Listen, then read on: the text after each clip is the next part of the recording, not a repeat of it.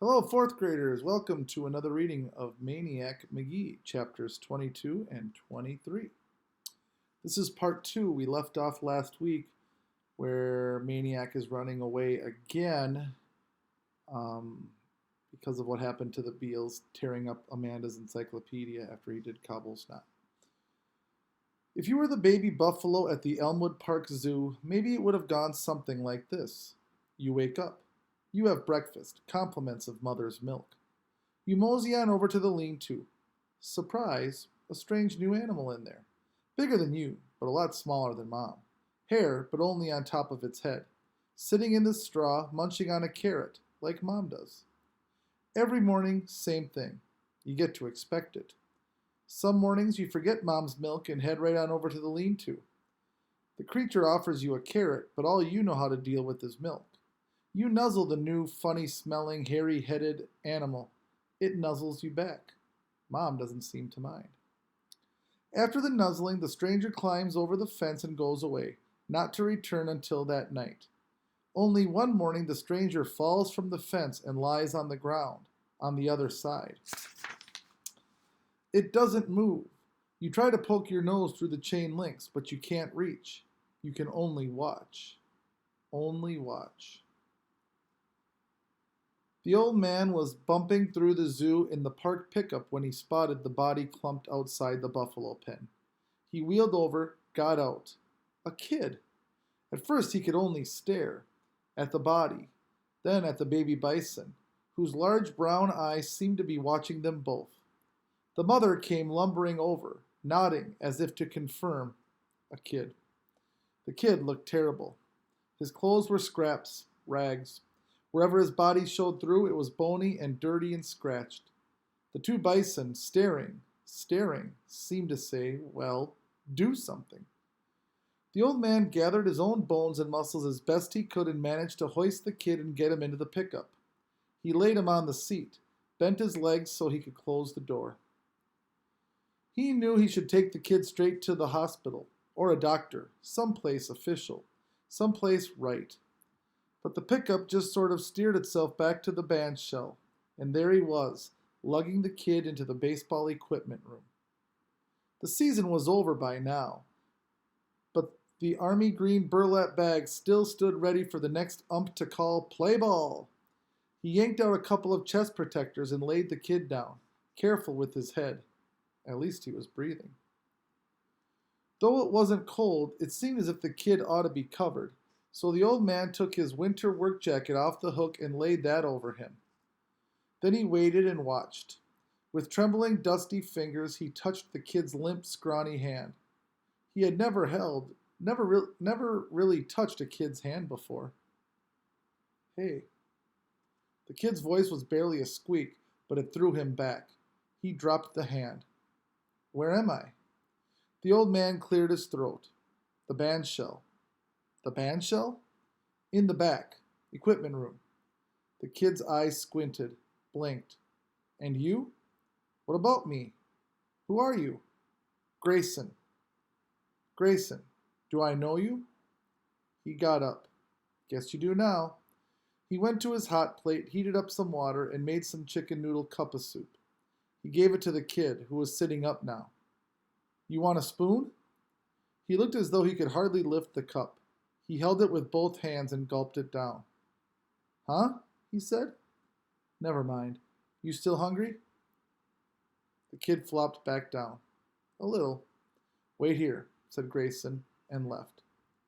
10 minutes later, he was back with the Zepp, a large. It took the kid less time to polish it off than it had taken Grayson to get it. He told the kid not to eat so fast. He'd get sick. The kid nodded. Grayson said, Where'd you get them scratches? Oh, some picker bush. What were you doing there? Hiding. Hiding? Who from? Some kids. Where? The kid pointed. Somewhere out there. Some other town. He crossed his legs Indian style on the chest protector. Can I ask you a favor? Shoot. Can we go somewhere and get some butterscotch crimpets? Grayson squawked. Crimpets? You still hungry? For them I am. Grayson threw the greasy Zepp wrapper into the wastebasket. I don't know, maybe you ought to do something for me first. Like what? Like tell me your name? It's Jeffrey Magee. And where you live? Well, I did live on Sycamore Street, 728. Did? I guess I don't anymore. The old man stared. You said Sycamore? Yep. Ain't that the East End? Yep. With his fingernail, he scraped a path of dirt off the kid's forearm. He stared at it. What are you doing? The kid asked. Seeing if you was white under there. Neither spoke for a while. At last the kid said, Anything else you want to ask me? The old man shrugged. Guess not. Come on, don't stop asking. I'm asked out. How about the zoo, huh? Do you want to know what I was doing at the zoo? At the buffalo pen? The old man sighed. Okay, what? I was living there. With the buffaloes? Yep, with the buffaloes. You like buffaloes? It was dark when I got there. I thought it was the deer pen. They switched the deer and the buffaloes around last month. Okay with me. I got along better with the buffaloes anyway. Well, I'll tell you one thing, the old man sniffed. You sure do smell like one. The kid laughed. They both laughed. When they finally calmed down, the kid said, Any chance of those crimpets now? Grayson reached for the pickup keys. Let's go. Chapter 23. Grayson got the crimpets all right. He bought a whole box of 3-packs. With 10 packs to a box, that was 30 butterscotch crimpets. Maniac thought he must have climbed out of that buffalo pen right into heaven. Then Grayson took Maniac home. Home for the old man was the 2 Mills YMCA. He lived in a room on the 3rd floor. But he didn't take Maniac up there. He took him downstairs to the locker room.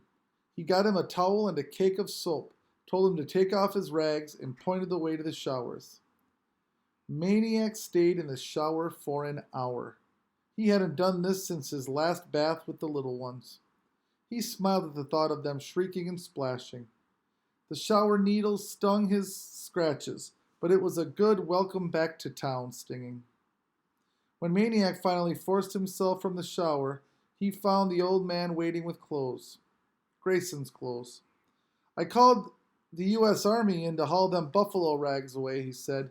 They come in with gas masks on, and they used tongs to pick 'em up and put 'em in a steel box, and they took the box away to bury it at the bottom of the first mine shaft they come to. Maniac couldn't stop laughing. Neither could Grayson, especially when he got a load of the kid drowning in his clothes. An hour later, after a minor shopping spree, Maniac had clothes of his own. For the rest of the afternoon, they cruised around town, talking and eating crimpets. So, said the old man, now what are you going to do? Maniac thought it over. How about a job? I could work for the park, like you. Grayson didn't answer that. He said, Where do you think you're going to stay? Maniac's answer was prompt. The baseball room. It's perfect. A tiny idea was beginning to worm its way into Grayson's head. He could barely feel it as it brushed by all the claptrap in his brain. He ignored it. He said, What about school? Maniac was silent. Some butterscotch icing had stayed behind on a wrapper. He scooped it up and mopped it from his finger, wishing it were Mrs. Beale's and not his own.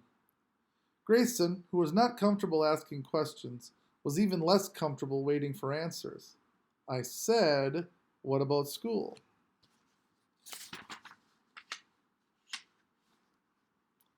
Maniac turned to him. What about it? You gotta go. You're a kid, ain't you? I'm not going. But you gotta. Don't you? They'll make you. Not if they don't find me. The old man just looked at him for a while with a mixture of puzzlement and recognition, as though the fish he had landed might be the same one he had thrown away long before. Why, he said.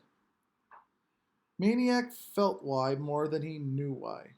It had to do with homes and families and schools, and how a school seems sort of like a big home, but only a day home because then it empties out, And you can't stay there at night because it's not really a home, and you can never use it as your address, because an address is where you stay at night, where you walk right in the front door without knocking, where everybody talks to each other and uses the same toaster.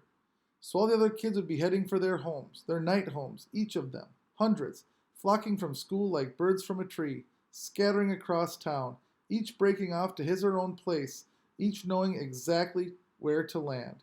School, home. No, he was not going to have one without the other. If you try to make me, he said, I'll just start running. Grayson said nothing. What the kid said actually made him feel good, though he had no idea why. And the brushing little worm of a notion was beginning to tickle him now. He kept on driving. And that's it for chapters 22 and 23. Hope you're enjoying the book. Bye.